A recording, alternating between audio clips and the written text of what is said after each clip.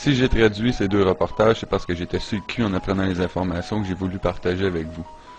C'est le deuxième de deux, vous avez compris que j'allais parler de cannabis, et plus particulièrement de la conspiration contre le cannabis. Pour ce faire, je vais commencer par vous divulguer ma source. C'est un article de Doug Yorkey, intitulé « La conspiration contre la marijuana, la vraie raison de l'illégalité du cannabis », et vous pouvez le trouver sur illuminatinews.com. Ça va comme suit. Saviez-vous que la marijuana est dangereuse? Le cannabis n'est pas dangereux pour le corps ou l'esprit de l'homme. Saviez-vous que le cannabis n'est pas une menace pour la société? Saviez-vous que le cannabis est beaucoup plus dangereux pour les compagnies de pétrole, d'alcool, de cigarettes et de produits chimiques? Saviez-vous que beaucoup de grosses entreprises avec beaucoup d'argent et d'influence se sont arrangées pour cacher la vérité au monde? Saviez-vous que la vérité est que si le cannabis était utilisé au maximum de son potentiel commercial, ce serait industriellement une bombe atomique? Saviez-vous que malheureusement, les entrepreneurs ne sont pas éduqués sur la diversité des produits économiquement viables du cannabis? Pourquoi? Saviez-vous que les super riches ont conspiré afin de mal informer et mentir au sujet d'une plante extrêmement versatile qui, si elle serait utilisée intelligemment, ruinerait leur compagnie? Savez-vous d'où provient le nom marijuana? Au milieu des années 30, ce nom lui fut donné pour faire perdre toute crédibilité et oublier l'histoire phénoménale du cannabis. En général, les informations que je vais vous citer sont vérifiables avec l'Encyclopédia Britannica, qui elle-même a été imprimée pour plus de 150 ans sur du papier fait à partir de cannabis. Saviez-vous que tous les livres d'école étaient faits de cannabis ou de lin jusqu'en 1880? Saviez-vous que c'était légal de payer ses taxes en cannabis en Amérique de 1631 jusqu'au début des années 1800? Saviez-vous que refuser de cultiver du pot en Amérique durant le 17 et 18e siècle était contre la loi? Tu pouvais être emprisonné en Virginie de 1763 à 1769 si tu refusais de cultiver du cannabis. Saviez-vous que George Washington, Thomas Jefferson et d'autres pères fondateurs des États-Unis d'Amérique faisaient pousser du cannabis? Saviez-vous que Benjamin Franklin possédait un des premiers moulins à papier et produisait à partir du cannabis? Saviez-vous que aussi la guerre de 1812 était pour le cannabis? Napoléon voulait couper l'exportation de la Russie vers l'Angleterre. Saviez-vous que pendant des milliers d'années, 90% de toutes les voiles et cordes de bateaux étaient en cannabis?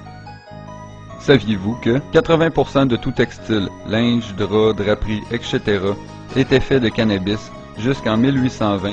Saviez-vous que les premières Bibles, cartes, chartes, même le premier drapeau américain ainsi que la Déclaration d'indépendance et la Constitution américaine étaient faites de cannabis? Saviez-vous que la culture la plus prolifique dans plusieurs États était le cannabis? En 1850, c'était une année record pour l'État du Kentucky avec 40 000 tonnes de cannabis. Le cannabis était la culture la plus prolifique jusqu'au début du 20e siècle. Saviez-vous que les plus vieux écrits connus au sujet de la culture du cannabis datent de 5000 ans avant Jésus-Christ en Chine? Même l'industrialisation du cannabis nous provient probablement de l'ancienne Égypte. Saviez-vous que Rembrandt, Gainsborough, Van Gogh et beaucoup d'autres ont principalement peint sur des toiles de cannabis?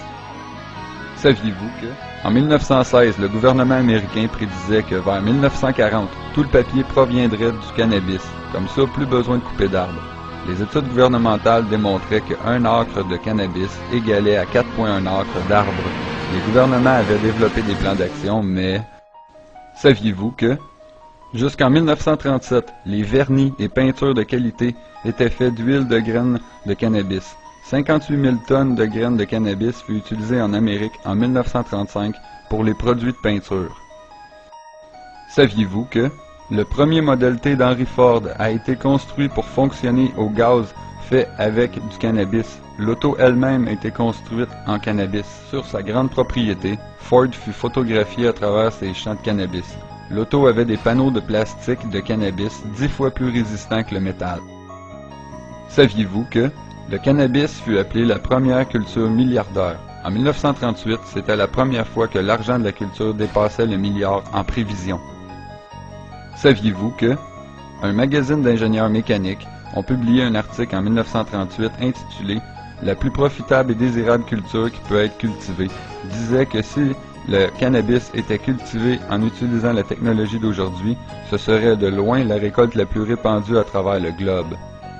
Saviez-vous que la culture et la production de cannabis ne détruit pas l'environnement? Le bulletin 404 du département de l'agriculture américaine conclut que le cannabis produit 4 fois plus de pulpe et de 4 à 7 fois moins de pollution que le bois.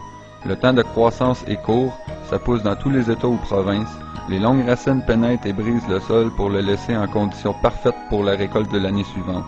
Le dense tapis de 8 à 12 pieds étouffe les mauvaises herbes plus bas. Le cannabis peut apporter énormément à l'agriculture ainsi qu'à l'économie nord-américaine. Saviez-vous que, si dans les années 30, les innovations pour la machinerie agricole auraient été appliquées pour le cannabis, des millions de jobs générant des milliers de produits de qualité auraient servi. S'il avait été légal, le cannabis aurait sorti l'Amérique de la Grande Dépression. Saviez-vous que celui qui a servi d'inspiration pour le film Citizen Kane, William Randolph Hearst et Hearst Paper Manufacturing, une division de Kimberly-Clark, possédait de vastes étendues de terre à bois. La compagnie Hearst fournissait la plupart des entreprises fabricants de papier. La famille Hearst, destructeur de la nature pour des profits personnels, joua un rôle clé en 1937 dans la discréditation du cannabis par une campagne médiatique menée par l'industrie forestière et pétrolière. Cette campagne aura comme effet l'interdiction de la drogue ainsi que la culture du cannabis aux États-Unis. Cette interdiction aurait profité à Hearst qui avait des intérêts dans la papeterie. Saviez-vous que, en 1937, DuPont a fait breveter les processus pour fabriquer du plastique à partir du pétrole et du charbon. Le rapport annuel de DuPont a invité ses actionnaires à investir dans sa nouvelle division pétrochimique et synthétique. L'industrialisation normale du cannabis aurait ruiné plus de 80% des affaires de DuPont. Saviez-vous que la conspiration commence quand Andrew Mellon, investisseur majoritaire de DuPont, est devenu secrétaire trésorier de J. Edgar Hoover, grand patron du FBI. Andrew s'est arrangé pour que son beau-neveu, Harry G. Anslinger, soit promu à la tête du Bureau fédéral des narcotiques et drogues dangereuses. Saviez-vous que des rencontres secrètes des manias de la finance étaient tenues afin de déclarer que le cannabis était dangereux et menaçait leurs entreprises multimillionnaires? Pour que leur dynastie perdure, le cannabis devait disparaître. Ces hommes ont pris en main alors un mot obscur du joual mexicain, marijuana, et l'ont poussé dans la conscience collective américaine. Saviez-vous que, à la fin des années 20 et dans les années 30, les journaux de Hearst titraient en gros titres « Les méfaits et horreurs de la marijuana ». Saviez-vous que des films tels que Reefer Madness en 1936, Marijuana, Assassin of the Youth en 1935 étaient de la propagande pensée par des industrialistes pour créer un ennemi.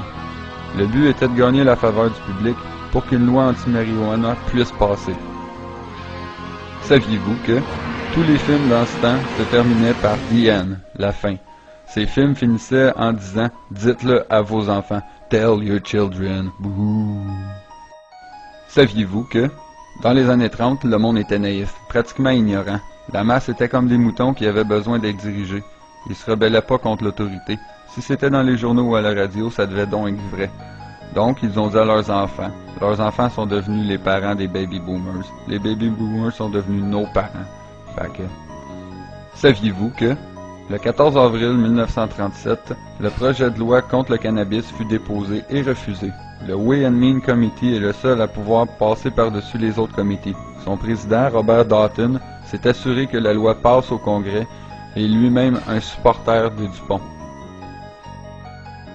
Saviez-vous que, en septembre 1937, le cannabis devient illégal, la plante la plus utilisée au monde devient une drogue et notre planète n'a pas arrêté de souffrir depuis. Les forêts tropicales disparaissent, la pollution, les poisons et les produits chimiques tuent la vie.